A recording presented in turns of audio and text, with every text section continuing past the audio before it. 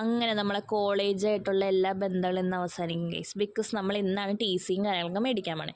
So ഞാൻ രാവിലെ തന്നെ റെഡി ആയിട്ട് പോയായിരുന്നു. ഞാൻ പിന്നെ നമ്മുടെ അവിടുത്തെ ജഡ്ജ് മുക്കിലെ ബസ് സ്റ്റോപ്പിൽ വന്ന് ഇരിക്കുകയായിരുന്നു. ബിക്കോസ് ആൻമേരിയ വരാമെന്ന് പറഞ്ഞു. അപ്പോൾ പിന്നെ ആൻമേരിയനെ കൊണ്ട് പോവാലോ എന്ന് വെച്ചിട്ട് ഇങ്ങനെ ഇരിക്കുമായിരുന്നു. ഞാനാണെങ്കിൽ കുറച്ച് ബോധക്കേടാണ് എനിക്ക്. ബിക്കോസ് ഞാൻ വിചാരിച്ചില്ല കുറേ സർട്ടിഫിക്കറ്റ് ഉണ്ടാവും. ഞാനൊന്നും അതുകൊണ്ട് ഫയലേ എടുത്തില്ലായിരുന്നു ഗൈസ്.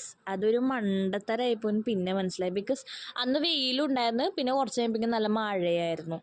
അയ്യോ, അതിന് പിന്നെ ഞങ്ങൾ രണ്ടും കൂടി നടന്ന് കോളേജ് എത്തിയായിരുന്നു. അയ്യോ, ഇതിപ്പോൾ എന്താ XBMC എന്നൊക്കെ അറിയണമല്ലോ. ഭയങ്കര ഒരു നല്ല നല്ല കുറേ മെമ്മറീസ്, നല്ലതും എല്ലാം അറിയാമല്ല, മിക്സ്ഡ് ഫീലിങ്സ് ആയിരുന്നു പറയാം.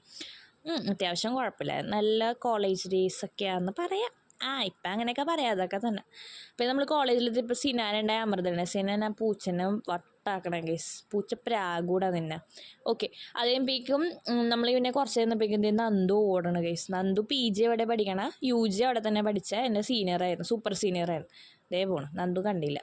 അത് കഴിയുമ്പോഴേക്കും പിന്നെ സഹീർ ആൻറ്റി വന്നിട്ടുണ്ടായിരുന്നു. സഹീർ ആൻറ്റിയുടെ പുറകെ തന്നെ സിസ്റ്റർ വന്നിട്ടുണ്ടായിരുന്നു. സിസ്റ്റർ എന്തോ ബാഗല്ലേ കവറൊക്കെ ആയിട്ടാണ് വന്നത്.